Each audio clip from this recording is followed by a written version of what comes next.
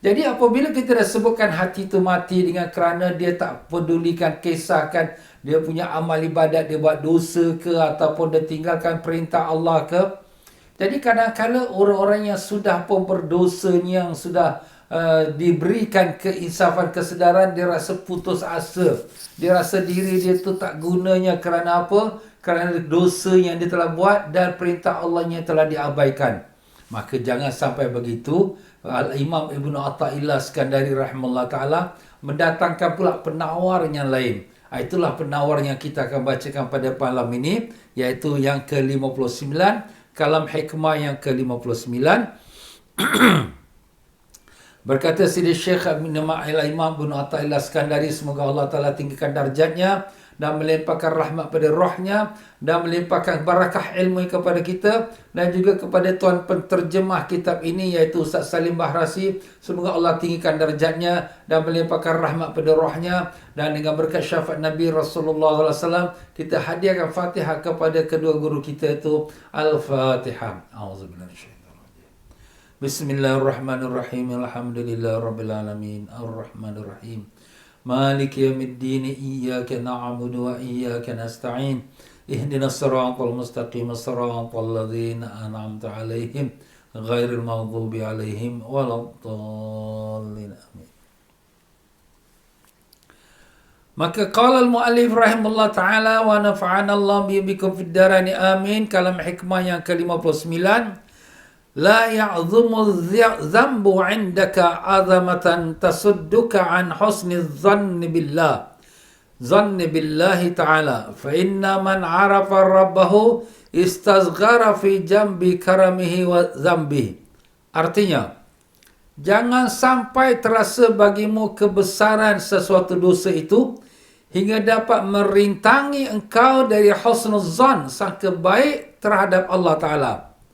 Jadi dosa yang kita buat janganlah sampai menjadi sebab kita tidak ada sangka baik kepada Allah. Sangka baik kepada Allah. Allah kenapa? Allah tu Maha Pengampun, Allah tu Maha Penyayang, Allah tu Maha memberikan rahmat dan belas kasihannya. Kalau orang tu dia bertaubat, Allah terima taubatnya. Kalau dia buat dosa, Allah boleh ampunkan dosa dia. Jadi jangan sampai dosa yang kamu lakukan itu menjadi sebab sampai kamu tak ada harapan pada rahmat Allah. Ingat, Allah Ta'ala mengatakan, وَمَا يَقْنَطُ مِنْ رَحْمَةِ اللَّهِ إِلَّا الْقَوْمُ الظَّالِمُونَ. Tidak seseorang dari satu kaum yang memutus harap daripada rahmat Allah, melainkan kaum yang zalim. Orang yang zalim pada diri dia, jangan. Sebab siapa yang benar-benar mengenal Allah Ta'ala, maka akan menganggap kecil dosanya itu di samping keluasan kemurahan Allah. Jadi kalau sekiranya kita melihat kebesaran Allah, rahmat Allah, kita katakan belas kasihan Allah, sebesar mana dosa sekalipun, maka dia adalah kecil di sisi Allah Ta'ala. Tapi dalam perkara ini kita kena berhati-hati. Sebab manusia ni tak semua satu peringkat. Berkata Al-Imam Ibn Ajibah dalam kitabnya Iqazul Himam, sebagai mensyarahkan kata-kata Sidi Syekh Ibn Atta'illah ini, dia mengatakan manusia itu dalam masalah khauf dan raja. Khauf tu maknanya takut pada Allah, raja tu maknanya harap kepada Allah. Jadi antara takut dengan harap, manusia ini terbagi pada 3 golongan. Golongan yang pertama, golongan ahlul bidayah, iaitu orang yang permulaan. Permulaan nak buat taat kepada Allah. Dia daripada lembah dosa, daripada lembah dan lalai, tak belajar. Sekarang dia mula nak balik, nak rujuk pada Allah. Jadi ini golongan yang pertama. Jadi kalau orang yang golongan ini, patutnya dilebihkan rasa takut. Kenapa Ustaz? Supaya dia tu jauhkan diri pada dosa. Lebihkan rasa takut. Dosa ni nanti masuk neraka ni. Jangan buat dosa ni, Allah murka ni. Jadi lebihkan rasa takut supaya dia tinggalkan dosa dia. Dan dengan itu dia akan terus taat. Ini perintah Allah ni, wajib ni, nanti tak buat dosa ni. Jadi dia mentaati perintah Allah. Golongan yang kedua, ahlul wasti, iaitu orang pertengahan. Golongan pertengahan tu siapa dia? Iaitu mereka ini orang yang pertengahan antara takut dengan harap. Makna takut dengan harap ni sama-sama satu level. Ya. Jadi berkata Sayyidina Umar radhiyallahu an, andai kata di yaumul akhirat semua manusia dimasukkan dalam syurga, cuma satu saja yang masuk neraka, aku takut itu satu orang tu akulah dia. Macam mana ni? Engkau orang baik. Ya, aku. Berkata Sayyidina Umar radhiyallahu an, kalaulah sekiranya di yaumul akhirat dipanggil semua orang masuk syurga melainkan satu saja masuk neraka, aku bimbang akulah yang masuk neraka tu. Maknanya begitu rasa takut diri dia. Orang semua masuk syurga, dia bimbang dia masuk neraka. Tapi andai kata kalau sekiranya dalam akhirat tu dipanggil semua orang masuk neraka dan satu orang saja dimasuk syurga, aku berharap agar aku itulah satu orang tu. Maknanya harapan dia tinggi dan takut dia pun tinggi, sama-sama level. Itu kata-kata Sayyidina Umar bin Khattab menunjukkan kepada kita bahawa orang yang iman yang pertengahan ini, dia kena ada sama-sama pertimbangan. Sama-sama meletakkan harapan kepada pengampunan Allah dan sama-sama juga merasakan takut dengan azab Allah. Jadi dia tinggalkan dosa dan dia mengerjakan taat. Itu orang yang pertengahan. Adapun yang ketiga, iaitu ahlul wasilun, iaitu orang-orang yang sudah sampai kepada Allah Subhanahu Wa Taala. Ahlun nihaya. Orang-orang yang seperti ini, dia punya harapan tu lebih tinggi daripada takut. Ustaz, kenapa? Sebab mereka ni sudah tak buat dosa. Dah tak ada dosa. Harapan dia hanya mengharapkan daripada makrifat Allah, keridaan Allah. Itulah dia. Itu golongan yang makrifat. Baiklah, jadi dengan itu para jemaah sekalian, kita tak boleh satukan semua orang dalam satu darjat. Kau tak apa, buat dosa macam mana besar pun, kau minta ampun pada Allah, nanti Allah ampunkan. Itu jadikan orang ini makin bertambah buat dosa. Itu pun bahaya. Tetapi maksud daripada Tuan Pengarang kita ini, nak berikan gambaran, kalaulah kamu ni dah tahu diri kamu banyak dosa, janganlah kamu putus asa daripada rahmat Allah. Allah tu Maha Pengampun. Jangan kita ingat Allah tak boleh ampunkan dosa. Dan banyak mana dosa pun Allah boleh ampunkan. Sebab itulah kisah sebagaimana kita tahu kisah seorang pembunuh di zaman Bani Israel. Dia telah bunuh 99 nyawa. Kemudian dijumpa seorang rahib. Rahib ni orang ahli ibadat. Dia tanya, wahai rahib, saya ini dah bunuh 99 orang. Apakah Allah akan terima kalau saya bertaubat? Kata rahib tu, kau dah bunuh 99 orang, kau ingat Allah boleh terima taubat kau? Wah, marah dia si rahib ni. Maka si pembunuh ni pun rasa geram, dia pun bunuh si rahib ni. Dah cukup 100. Dia pergi jumpa pada orang alim pula. Wahai orang alim, saya dah bunuh 100 nyawa dah. Boleh tak Allah terima taubatnya kalau aku nak bertaubat? Kata orang alim, kalau lebih dari itu pun Allah akan terima taubat kau. Kalau betul-betul kau taubatan nasuha. Tapi dengan syarat, kau tinggalkan kampung halaman kau yang jahat itu, pergi pada kampung yang baik ini. Supaya kau menjadi orang yang baik. Kan kita dah sebut tadi, nak jadi orang baik tu, kita bergaul dengan orang yang baik-baik. Jadi kalau kita duduk masih dengan tempat orang jahat, kita akan sama-sama macam tu juga, tak berubah. Maka orang ini pun dia tinggalkan kampung dia. Dia pun jalan nak pergi kampung yang baik tu. Dalam perjalanan tersendung satu ketul batu. Dia pun terjatuh. Dalam masa terjatuh tu dia kesot. Maka dia pun meninggal. Apabila dia meninggal, maka malaikat rahmat dengan malaikat azab datang nak ambil demi roh.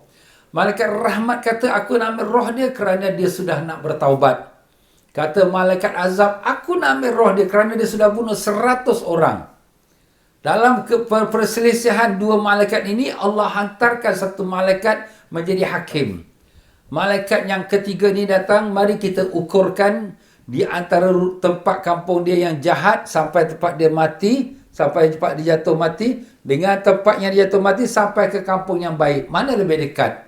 Jadi mana yang lebih dekat, kita jadikan dia pada golongan orang yang dia daripada golongan kampungnya dia lebih dekat. Jadi bila diukur, oleh kerana dia kesot itu, jadi dia lebih dekat satu jengkal saja kepada kampung orang yang baik.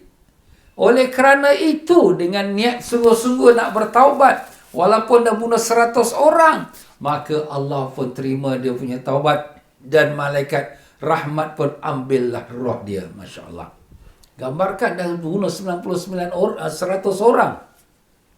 Jadi begitulah dia muslimin muslimat rahimakumullah. Sebesar mana dosa kita sekalipun, kalaulah sekiranya dipandangkan dengan rahmat Allah yang sangat luas, ya, maka sudah tentunya dosa sebesar mana pun kecil dibandingkan dengan rahmat Allah luas.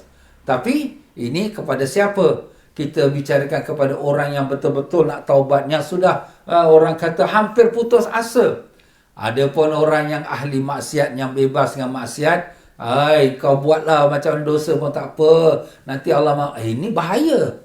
Jadi kita kena tengokkan kita punya keadaan orang yang kita nak bicara dengan apa yang kita nak sampaikan pada mereka. Kalau kita sampaikan salah message tu betul, tapi cara penyampaian tu dengan menjadikan dia tu lebih menggalakkan dia untuk dia buat dosa lagi, tak apalah, Allah Maha Pengampun. Ni je aku buat, aku enjoy dulu puas-puas. Nanti aku minta ampun, aku taubat pada Allah. Bahaya itu, tuan-tuan. Begitulah dia, tuan-tuan dan puan-puan, daripada kalam hikmah ini juga, ya, di mana Allah SWT sendiri pernah berlaku di zaman Nabi kita sallallahu alaihi wasallam. Nabi kita sallallahu alaihi wasallam sewaktu pembukaan kota Mekah, di mana orang-orang Mekah yang di mana dulunya musyrikin, mereka banyak memeluk agama Islam. Maka ada pula seorang yang pernah yang membuat satu kesalahan yang besar sekali, iaitulah yang membunuh pakcik Nabi kita sallallahu alaihi wasallam, Sayyidina Hamzah, ya, yang dibunuhnya pada masa perang Uhud. Yang pembunuhnya namanya Wahsy. Wahsy ni orang yang hamba abdi, bekas hamba abdi berkulit hitam. Jadi bila orang panggil dia, marilah Wahsy masuk Islam, dia kata, manakan boleh aku nak masuk Islam, dosa aku dah banyak sangat, dah berat, aku dah bunuh pakcik Nabi sendiri. Jadi orang kata, tak ada, Islam ini dia menghapuskan semua dosa. Jadi apabila orang-orang mengatakan menghapus dosa, dia masih rasakan dosa dia tersangat besar. Akhirnya turunlah firman Allah Ta'ala, perintah pada Nabi, sampaikan kepada dia. Apa firman Allah? A'udzubillahi minasyaitanir rajim. Qul ya ibadiyalladzina asrafu ala anfusihim la taqnatu min rahmatillah innallaha yaghfiru dzunuba jami'a innahu huwal ghafurur rahim. Artinya, katakanlah kepada hamba-Ku, iaitu siapa-siapa daripada hamba Allah, yaqul ibadiyalladzina asrafu ala anfusihim, yang telah melampaui batas, yang telah buat dosa-dosa yang besar.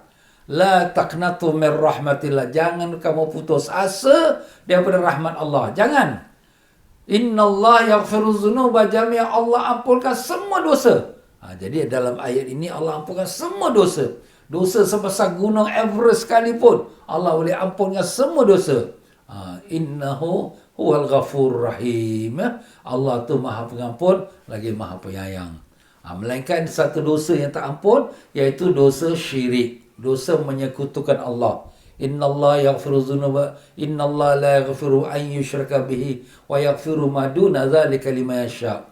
Allah tidak ampunkan dosa orang yang syirik kepada Allah, dan Allah ampunkan dosa kepada siapa-siapa yang lain yang Allah kehendaki. Jadi selain pada syirik, Allah boleh ampunkan. Tapi kalau syirik, Allah tak ampun. Ustaz, kalau orang tu dah syirik, kemudian Allah tak ampun, habis kalau dia nak taubat, nak masuk Islam balik, masuk Islam balik tak apalah. Tapi dalam keadaan dia syirik, dia mati, tak ada pengampunan bagi dia. Memang duduk dalam neraka kekal selamanya. Na'udzubillah min zalik. Itulah kita minta, ya Allah, matikanlah kami sebenarnya iman, matikanlah kami dalam Islam, matikanlah kami dalam husnul khatimah dengan barakah syafaat Nabi Rasulullah SAW. Amin, amin, ya Rabbal Alamin. Jadi itulah dia, tuan-tuan dan puan-puan rahimakumullah. Ayat-ayat ini juga memberitahu pada kita, jangan kamu putus asa pada rahmat Allah. Jadi kita boleh berbicara kepada manusia mengikut keadaan level mereka. Kalau manusia ini memang dah nampaknya dah macam putus asa, buat dosa, buat maksiat terus, kenapa kau ni tak bertaubat? Apakah mungkin Allah terima taubat aku? Aku dah banyak sangat dosa ni.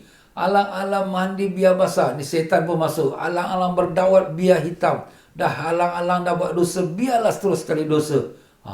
Tapi kita nasihatkan pada dia, Janganlah kau rasa putus asa dari rahmat Allah. Allah tu Maha Pengampun. Sebesar mana dosa kau sekalipun, Allah boleh ampunkan kau kalau kau betul-betul bertaubat pada Allah.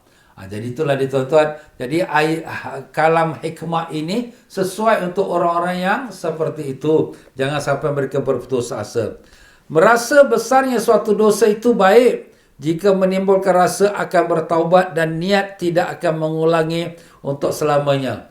Jadi berkata tuan penterjemah kita ini, memanglah kalau kita rasa dosa kita tu besar, itu memang bagus. Kenapa tujuannya? Tujuan supaya kita tinggalkan dosa dan kita bertaubat. Kalau kita rasa dosa kita kecil, tak apa, bahaya juga. Jadi kita rasa, tak apalah, sikit je. Alah, orang lain pun buat juga. Alah, bukan selalu aku buat sekali-sekali. Ini semua kata-kata yang boleh membangkitkan semangat untuk buat dosa terus. Jadi oleh kerana itu kita, kalau kita sebutkan dosa-dosa besar ni, azab-azabnya untuk orang tu supaya bertaubat, bagus. Tetapi jika merasa besar dosa itu akan menyebabkan putus asa daripada rahmat Allah, merasa seolah-olah rahmat dan maaf Allah tidak akan dapat memaafkan padanya, maka perasaan demikian itu lebih bahaya baginya dari dosa yang telah dilakukannya. Nampak? Kalaulah sekiranya perasaan dia tu, Allah, manakah boleh Allah nak ampunkan aku, dosa aku dah banyak sangat, besar sangat. Jadi ini perasaan putus asa ni, ini lebih besar dosa. Putus asa? Ya, putus asa. Makna terasa tak mungkin Allah ampunkan kita, tak mungkin Allah rahmati kita. Itu putus asa, putus mengharap rahmat Allah. Ini lebih besar dosa, daripada orang yang berdosa itu. Kenapa Ustaz? Sebab bila dia putus asa, dia tak ada lagi harapan. Apa yang risiko dia? Dia akan terus buat dosa. Kalau dulu dosanya 50%, dia akan buat sampai 100%. Kenapa? Allah, sudahlah, alang-alang mandi biar basah. Dahlah aku dah berdosa dah. Nak buat apa lagi? Tuhan takkan ampun aku. Sudah buat lagi tambah dosa. Sebab itu putus asa pada rahmat Allah adalah dosa yang paling besar. Selain pada dosa syirik lah tu. Sebab tu di sini jangan kita putus asa. Jadi untuk orang seperti inilah kita kata, janganlah kau putus asa. Jangan kau letakkan macam tu, kau sangka pada Allah. Allah ni Maha Pemurah. Allah Maha Pengampun. Sebesar mana dosa pun Allah ampunkan. Seperti mana yang telah kita sampaikan kisah tadi. Pernah juga sepotong hadis yang Nabi sallallahu alaihi wasallam ceritakan, di mana seorang hamba Allah di yaumul qiyamah, di yaumul hisab, hari perhitungan, dikeluarkan bagi dia 99 sijil. Sijil itu mana? Buku rekod dia. 99 sijil buku rekod dia. Setiap satu-satu buku rekod sepanjang mata memandang. Wah, panjang dia punya buku rekod dia. 99 pula. Dan semuanya dosa. Wah. Kemudian Allah Ta'ala, pernah kau buat gini? Ya. Pernah kau buat gini? Ya. Pernah kau buat? Ya saja. Dia mengaku terus, dia surrender dah. Dia tak ada lagi nak tolak-tolak apa yang dia telah buat tu memang betul, ya Allah. Kemudian Allah Ta'ala tanya lagi pada malaikat, ada tak lagi dia punya amalan yang baik untuk dia ditimbangkan? Sekarang dosa dah 99 buku rekod dia tebal-tebal ni. Ada tak amalan yang baik? Kata malaikat, tak ada lagi, ya Allah. Allah Ta'ala kata, ada. Hari ini hari keadilan. Aku tidak akan menzalimi hamba aku. Apa dia, ya Allah? Maka Allah kata, dia ada pernah mengucap La ilaha illallah. Ambil itu pahala La ilaha illallah. Satu keping kertas yang ada tulis La ilaha illallah. Diletakkanlah tanda dacing. Orang ini yang berdosa kata, apalah manfaatnya satu helai kertas La ilaha illallah ni nak melawan dengan 99 buku rekodnya aku dosa yang tebal-tebal ini. Tiba-tiba bila letak satu dacing ni La ilaha illallah, buku rekodnya 99 ni menjadi ringan pula. La ilaha illallah lagi berat lagi. Masya Allah. Kenapa tuan-tuan? Kerana la ilaha illallah, tiada Tuhan melainkan Allah. Penyaksian ketuhanan Allah itulah sebesar-besarnya daripada seluruh alam ini. Tidak ada satu pun langit, bulan, bintang yang lebih besar daripada keesaan tiada Tuhan melainkan Allah. Nampak tuan-tuan? Sebab tu kalimah la ilaha illallah ni sangat besar sekali. Pernah Nabi Musa AS berkata, Ya Allah, berikanlah aku satu zikir yang dapat aku berzikir padamu. Allah kata, Ya Musa, baca la ilaha illallah. Nabi Musa kata, Ya Allah, ini semua orang dah tahu. Bagilah satunya special yang khas untuk aku. Allah kata, hai Musa, kalau kau ambil 7 langit dan 7 bumi, kau letak di satu dacing. Dan kau letak la ilaha illallah di satu dacing lagi. Lagi berat ni dacing la ilaha illallah. Oh, lagi berat pada langit dan bumi semua. Nampak tuan-tuan? Sebab tu kita ni umat Islam, Ahlus Sunnah Jemaah, kita disuruh banyak baca la. Sebab itu Nabi yang suruh. Ya, Nabi kata, jaddidu imanakum biqauli la ilaha illallah. Perbaharui di iman kamu dengan membanyakkan bacaan kalimah la ilaha illallah. Nampak tuan-tuan? Jadi itulah kita pun mula dari kelas kita dengan kita baca la ilaha illallah. Jadi itulah dia tuan-tuan. Jadi jangan berputus asa itu daripada rahmat Allah. Itulah dosa sebesar-besar dosa. Itu lebih bahaya lagi. Sebab putus harapan dari rahmat Allah itu dosa besar. Dan itu perasaan orang kafir semua. Orang kafir sudah tak ada harapan lagi. Ya, macam manalah aku nak selamat. Aku dah kafir dah. Jadi ala-ala kafir, sudahlah biar aku terus kafir saja. Nampak? Dia tak ada harapan lagi kepada pengampunan Allah. Cuba kau ada letakkan dalam harapan. Tak apalah, aku nak bertaubat. Aku nak masuk Islam. Allah Maha Pengampun. Aku nak minta ampun pada Allah. Allah boleh ampunkan aku. Kalau ada perasaan tu sedikit dalam hati dia, pasti dia akan masuk Islam. Tapi setan duk kata dalam hati dia, manakan boleh kalau Allah nak ampunkan kau. Kau ni dah kafir dah. Kau dah berzina, arak, judi. Semua kau dah buat. Manakan boleh Allah nak ampunkan kau. Jadi terus hati dia tertutup dan terus dengan kekafiran dia. Itulah orang kafir. Mereka dah tak ada harapan. Hati dia tak ada harapan dari rahmat Allah. Itulah sebab menjadi mereka itu berterusan dengan kekufurannya. Abdullah bin Mas'ud radhiyallahu berkata, seorang mukmin melihat dosanya bagaikan bukit yang akan runtuh, sedang orang munafik melihat dosanya bagaikan lalat yang hinggap di hujung hidungnya, maka diusir dengan tangannya. Ini Abdullah bin Mas'ud nak bawa sebagai contoh macam mana perasaan jiwa orang yang beriman dengan orang yang munafik. Munafik ini pura-pura Islam tapi dia bukan Islam, zahir saja. Jadi kita nak tahu juga diri kita ni duduk di mana, mukmin ke munafik. Nauzubillah. Jadi orang mukmin ni kalau dia buat dosa, dia anggap tu satu gunung besar atas kepala dia. Nak umpat dia, ya Allah, ampunkan aku, ya Allah, ampunkan aku, ya Allah. Macam tu takut. Itu tanda orang mukmin. Walaupun dosanya baru buat 1 kali, baru buat sikit, baru buat dosa kecil, pun dia rasa takut. Jangan jadi orang munafik. Nauzubillah. Macam mana orang munafik? Bila dia buat dosa-dosa besar pun, dia anggapkan macam seperti lalat ingat kat hidung. Alah, aku tepis saja, dia larilah lalat ni. Nampak? Jadi apa dia? Tak ada apa. Alah, kecil aja, tak ada apa. Itu orang munafik. Orang munafik, dosa besar pun dia anggap kecil. Yang kecil ni, jangan cakap lagi lah. Bagi dia tak ada apa. Habuk saja. Tapi kalau orang mukmin, yang kecil tu pun sudah rasa besar dah. Ya Allah, dosanya aku. Kenapa aku buat macam ni? Ya Allah, ampunkan aku, ya Allah. Macam tu. Jadi kita pun boleh tanya diri kita macam mana perasaan bila kita buat maksiat. Na'udzubillah min zalik. Allah, Ustaz, lemahnya iman kita ni. Bila kita buat maksiat, tak ada rasa pun bersalah. Astaghfirullah. Kita taubat kepada Allah. Kita tahulah mana iman kita banyak ke kelemahan dan kekurangannya. Nabi SAW telah bersabda, demi Allah yang jiwaku ada di tangannya, andaikan kamu tidak berbuat dosa, nescaya Allah akan mematikan kamu dan mendatangkan suatu kaum yang berbuat dosa lalu istighfar, minta ampun kepada Allah dan diampunkan bagi mereka itu. Masya Allah. Jadi di sini Nabi SAW nak beritahu, kalau kamu ni semua baik belaka, tak ada buat dosa, Allah akan hapuskan kamu. Ustaz, dah tak ada buat dosa, kenapa Allah nak hapuskan kamu? Ada satu kekurangan. Apa kekurangan? Allah akan datangkan satu kaum yang lain, dia buat ibadat kaum ini, tapi ada juga terbuat dosa. Bukanlah perfect 100%. 90% ibadat, taat. 10% ada tersilap, terpandang yang tak baik, tercakap yang dosa, yang buat yang dosa 10%.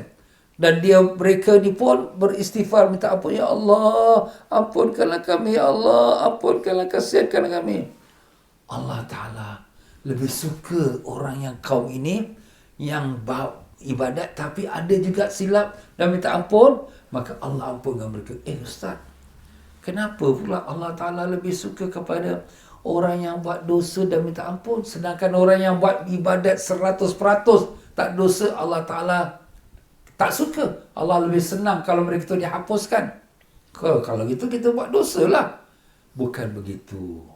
Maksudnya di sini, bila kita tak buat dosa, takut ada kebimbangan dalam hati kita. Ujub tu apa? Rasa diri kita ni baik. Dah tak ada buat dosa. Aku mana ada buat dosa? Ni datang perasaan ujub. Rasa perasaan megah, takabur. Aku tak ada buat dosa pun. Ini bimbang. Kalau tak ada perasaan ujub dan takabur, tak apalah. Sebab malaikat-malaikat ini memang makhluk yang tak ada buat dosa. La ya'sunallaha ma amarahum wa yaf'aluna ma yu'marun. Para malaikat itu tak pernah maksiat pada Allah. Apa yang Allah perintah, semua ikut. Apa tak bagus ke? Baguslah. Tapi mereka tak ada sombong, tak ada takabur. Tapi satu makhluk yang di mana buat ibadat sepenuh-penuh masuk ibadat, tapi timbul ujub, timbul rasa perasaan aku lebih baik. Maka dengan sebab itulah dia dilaknat dan dibuang dari syurga. Siapa dia? Itulah iblis. Dia ada ibadat 70,000 tahun, tak pernah buat dosa. Dan dia merasa dirinya yang paling baik. Bila Allah ciptakan Nabi Adam AS, suruh semua penduduk langit dan bumi sujud pada Nabi Adam. Tetapi dia seorang yang tak nak sujud. Sebab dia kata, aku lebih baik pada Adam. Sebab dia melihat ibadat dia. Itulah menjadikan sebab kenapa Nabi katakan di sini, andai kata kalau kamu tidak buat berdosa dan minta ampun pada Allah, maka Allah akan hapuskan kamu. Okeylah, kamu dah baik, okey, dah tak payah lagi hidup dunia ni. Dan Allah gantikan dengan satu kaum yang ahli ibadat juga, tapi ada juga buat dosa dan minta ampun pada Allah. Jadi bila orang buat dosa ni, dia minta ampun, apa perasaan dia? Perasaan rendah diri, aku ni berdosa. Perasaan dia tu tawaduk, perasaan diri dia hina. Inilah perasaan yang Allah nak. Allah nak orang itu mengaku diri dia, kehinaan diri dia kepada Allah. Allah suka pada hamba yang merendahkan diri. Tengok Nabi Allah Adam AS. Kalau dibandingkan Nabi Adam dengan Iblis, Iblis ini ibadat 70,000 tahun. Nabi Adam duduk dalam syurga pun makan buah larangan yang dilarang oleh Allah. Sampai Nabi Adam pun dibuang daripada syurga. Tetapi apa kata Nabi Adam? Rabbana zalamna anfusana. Ya Tuhan kami, ampunkanlah diri kami. Kami telah menzalimi diri kami. Mengaku kesalahannya. Maka Allah Ta'ala ampunkan Nabi Adam AS. Jadi begitulah dia tuan-tuan ya. Bukanlah dalam arti kata kita disuruh buat dosa, tapi maknanya kita jangan putus harapan daripada rahmat Allah. Manusia mana yang tak ada buat dosa? Semua ada kesilapan. Kullu bani Adam khata'una wa khairul khata'ina tawwabun, kata Nabi. Semua anak Adam ada buat salah, buat silap. Besar, kecil, ada buat tersilap. Wa khairul khata'ina tawwabun, sebaik orang yang buat salah itu bertaubat kepada Allah. Jadi bertaubatlah. Ya, itulah sebaik-baik orang. Sebab, kata tuan penterjemah kita, sebab ujub itu nak menjauhkan seorang hamba dari Allah. Sedang dosa itu menarik hamba mendekatkan kepada Allah. Jadi bila ujub, menjauhkan orang tu daripada Allah. Dia rasa diri dia hebat. Dia rasa diri dia baik. Aku tak ada buat salah pun. Tak ada buat maksiat pun. Dia sudah jauh daripada Allah. Kenapa? Allah tak suka orang sombong. Allah tak suka orang yang megah. Allah tak suka orang yang ujub dengan diri dia. Ujub tu apa? Merasa hairan diri dia tu lebih baik pada orang. Itu ujub. Kerana daripada ujub, dia akan datang sifat takabur. Itulah iblis. Iblis daripada ujub, dia mula merasa diri dia lebih baik daripada Adam. Maka timbul sifat takabur, tak mau sujud pada perintah Allah yang suruh sujud pada Nabi Adam. Tak mau dia. Jadi itulah dia. dia punya berangkaian dia. Pada ujung dia akan jadi takbur dan dapat kemurkaan Allah Ta'ala. Manakala pula dan sedang dosa itu menarik hamba kepada Allah. Kalau kita dah berdosa, kita bertaubat, kita makin dekat dengan Allah. Makin rendah diri, makin dekat kita dengan Allah. Mana lebih baik? Orang yang jauh atau dekat? Dekatlah. Tapi macam mana jalan dekat pada Allah tu? Bila dia selalu buat dosa. Habis ustaz, takkan kita nak buat dosa baru kita nak taubat? Tidak. Bagi kita yang beramal ni sekarang ini, seberapa boleh kita tinggalkan dosa. Tetapi, jangan terperdaya yang kita dah bersih dari dosa. Jangan. Sebab tu Nabi kita SAW mengajar kita. Wallahi inni la astaghfirullah kulla yawmin mi'ata marrah. Demi Allah, aku bertaubat, memohon ampun kepada Allah setiap hari 100 kali. Kita tanya balik diri kita, apa dosa Nabi buat? Nabi tak ada buat dosa. Tapi kenapa pula Nabi beristighfar? Nak mengajar kepada kita semacam mana kita hebat ibadat, taat, bersih, tak ada dosa. Jangan kita rasa diri kita sudah bersih. Apa Allah kata? Wala tuzakku anfusakum huwa a'lamu biman ittaqa. Jangan kamu rasa diri kamu dah bersih. Allah saja yang lebih tahu siapa yang lebih bertakwa. Allah tahu. Habis ustaz kita ni tak ada buat amat, tak ada buat dosa. Tetap kita astagfirullah, astagfirullah. Ya Allah ampun. Kau nak minta ampun apa? Manusia lihat aku ni zahir saja. Tapi batin akulah orang tak nampak. Allah lebih mengetahui batin aku. Dosa aku riak, ujuk, megah, sombong, takbur, hasad, dengki ni penuh dalam hati. Inilah dosa lagi banyak lagi ni. Nampak? Kita rasakan diri kita tu lebih banyak dosa. Jangan kita rasa seperti mana iblis. Na'udzubillah. Kita buat ibadat zahir. Orang nampak, wah dia ni orang alim lah. Wah dia ni warak lah. Dia ni bagus lah. Dia ni taat lah. Orang tak nampak dalam hati kita.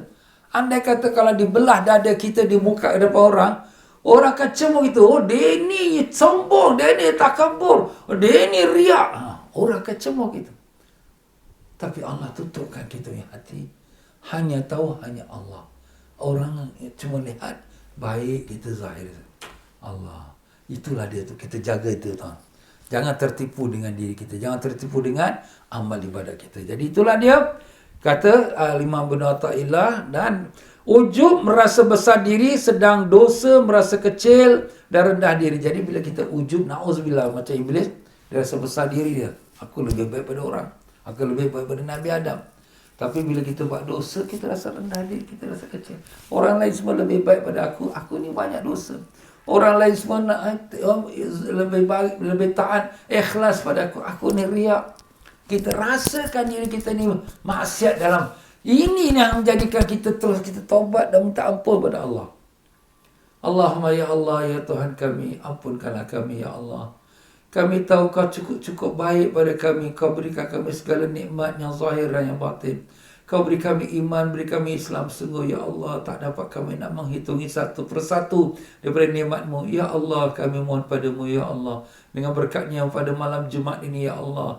Bantulah kami untuk jadi hamba yang kau kasih, yang kau ridai ya Allah. Bukakanlah pintu ma'rifat-Mu pada kami ya Allah. Tanamkanlah keikhlasan dan sifat tawaduk dan rendah diri dalam hati kami. Buangkanlah dari hati kami sifat riak, ujub dan semua sombong dan takabur dan sifat-sifat yang tercela ya Allah. Ya Allah, ya Tuhan kami menyadari kami hamba yang banyak lakukan kesalahan. Tapi kami tahukah Tuhan yang Maha Pengampun. Ampunkanlah kami ya Allah. Ampunkanlah segala dosa kami yang zahir dan yang batin.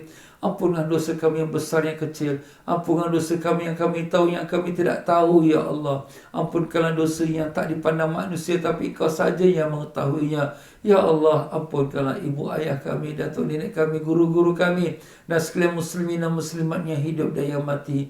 Ya Allah, ya Tuhan kami, pada malam esok merupakan malam 1 Rejab, ya Allah. Panjangkanlah umur kami sampai kami bertemu bulan Rejab, bulan Sya'ban, dan sampai kepada bulan Ramadan, ya Allah. Ya Allah, angkatkanlah penyakit COVID-19 daripada negara kami dan negara-negara jiran, daripada seluruh dunia ini, ya Allah. Berikanlah kami umat yang beriman kesabaran menghadapi ujian-Mu dan redha dengan takdir-Mu dan syukur dengan nikmat-Mu. Terimalah doa kami ya Rabbal Alamin. Rabbana atina fid dunya hasanah wa fil akhirati hasanah wa qina adzabannar. Wa sallallahu ala sayyidina Muhammad wa ala alihi wa sahbihi wasallam. Walhamdulillahirabbil alamin. Ya tuan-tuan dan puan-puan rahimakumullah. Sampai situ sajalah untuk kita pada malam ini. Maaf sajalah dalam penyampaian saya ada tersilap kata, terkasar bahasa, tersinggung perasaan. Mana yang benar sebenarnya daripada Allah, yang salah silap tu pada kelemahan saya sendiri. Ya para jemaah sekalian, pada malam besok ialah malam 1 Rejab. Ya, mulanya bulan Rejab. Bulan Rejab adalah bulan yang mulia, bulan yang dinamakan bulan-bulan haram, ya. Dan kita disunatkan pada malam 1 Rejab menyambutnya dengan kita banyak istighfar, dengan kita banyak berdoa. Al-Imam Syafi'i rahimahullah ta'ala telah mengatakan, telah sampai kepada aku berita 5 malam doa yang tak ditolak. Apa tu 5 malam? Pertama malam 1 Rejab, besok malam. Yang kedua malam nisfu Sya'ban. Dan yang ketiga malam Idul Adha dan Idul Fitri. Dan yang kelimanya malam Jumaat. Jadi 5 malam ni doa tak ditolak. Jadi terebutlah tuan-tuan. Malam ni pun malam Jumaat, alhamdulillah banyak doa, banyak istighfar. Dan besok malam pula malam 1 Rejab. Lepas pada solat fardu maghrib, sembahyang sunat maghrib, bacalah iaitu istighfar Rejab. Istighfar Rejab ni boleh didapatkan dalam buku Majmu' Syarif surah Yasin. Ya, dalam situ ada tentang istighfar Rejab. Ya, jadi banyak kelebihannya.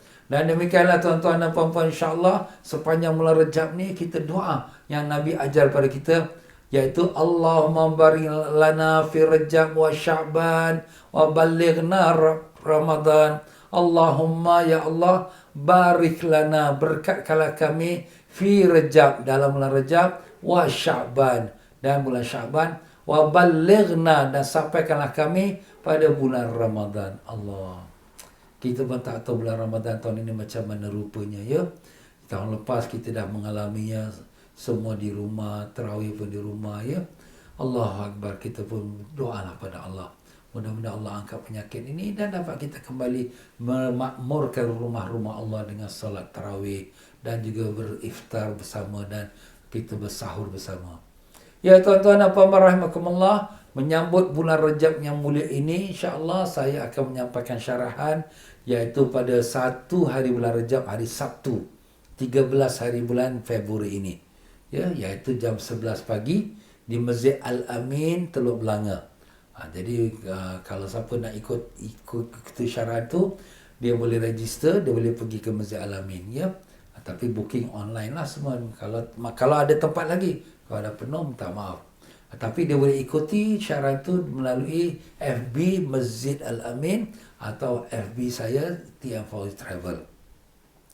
Dan insya-Allah 14 hari bulan Februari, iaitu 2 hari bulan Rejab, insya-Allah pihak kami, saya sebagai mewakili MHDS, Moral Human Development Society, kerjasama dengan masjid, iaitu Masjid Jamiah Rabita, iaitu masjid di Tiong Bahru, mengadakan Maulidin Nabi sallallahu alaihi wasallam.